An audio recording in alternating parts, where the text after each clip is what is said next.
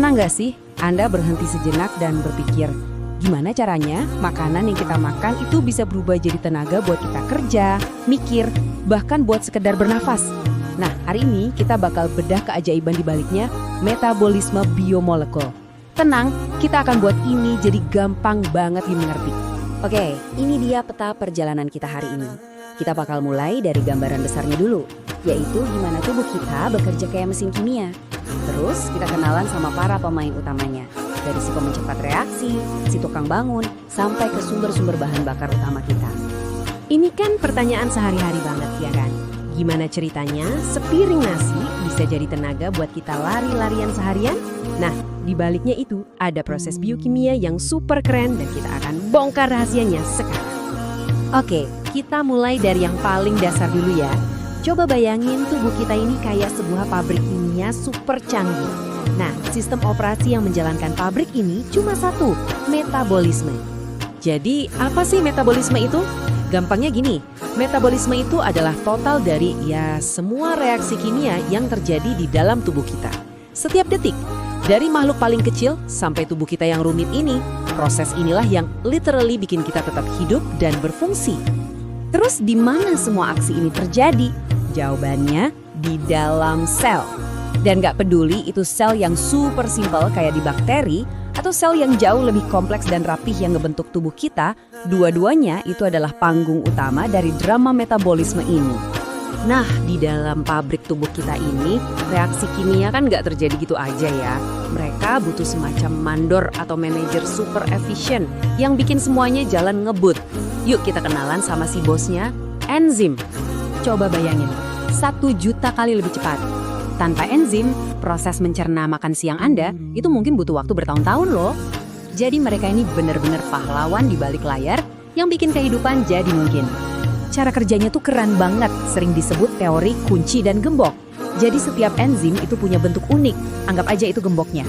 Nah, cuma molekul tertentu kita sebutnya substrat yang bentuknya pas jadi kuncinya.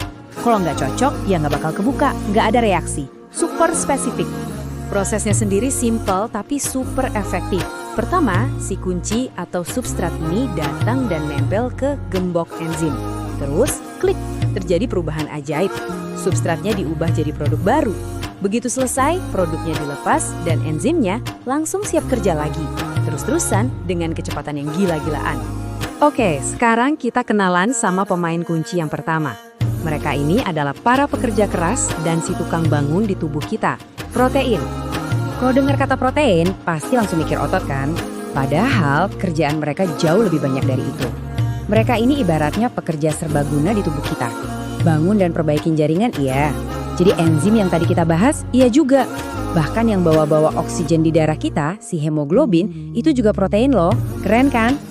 Berikutnya, kalau tadi si tukang bangun, sekarang kita kenalan sama bensin oktan tingginya tubuh kita, karbohidrat. Kalau butuh tenaga instan, ya ini dia jagoannya. Jadi pas kita butuh gaspol, tubuh bakal langsung cari karbohidrat. Nasi, roti, buah, semua itu bakal cepet banget dipecah jadi glukosa. Nah, glukosa inilah bahan bakar utama buat otak dan otot kita. Makanya, habis makan karbo, rasanya langsung on lagi. Dan yang terakhir, ayo kita bahas power bank-nya tubuh kita. Cadangan energi jangka panjang yang super penting. Lipid atau yang biasa kita sebut lemak. Gini deh analoginya. Kalau karbohidrat itu uang cash di dompet buat jajan, nah lipid ini rekening tabungan kita. Energinya disimpan dalam bentuk yang padat banget, siap dipakai kalau uang cash kita habis.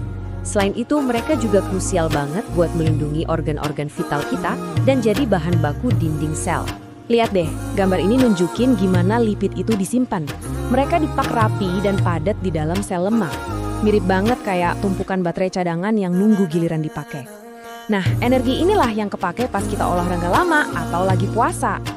Jadi, penting buat diingat ya, protein, karbohidrat, sama lipid ini nggak kerja sendirian. Mereka semua itu bagian dari satu orkestra. Sebuah simfoni kimia yang luar biasa indah dan rumit. Dan konduktornya, ya para enzim tadi. Semua ini main bareng tanpa henti, setiap detik.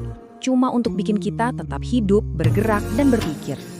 Setiap detik ada triliunan reaksi ini terjadi di tubuh Anda. Dan setiap makanan yang kita pilih, itu secara langsung jadi bahan bakar buat simfoni tadi. Jadi, pertanyaannya sekarang buat Anda. Setelah tahu betapa kerennya mesin kimia di dalam tubuh kita ini, kira-kira bahan bakar apa yang bakal Anda kasih buat dia selanjutnya? Pilihan ada di tangan Anda.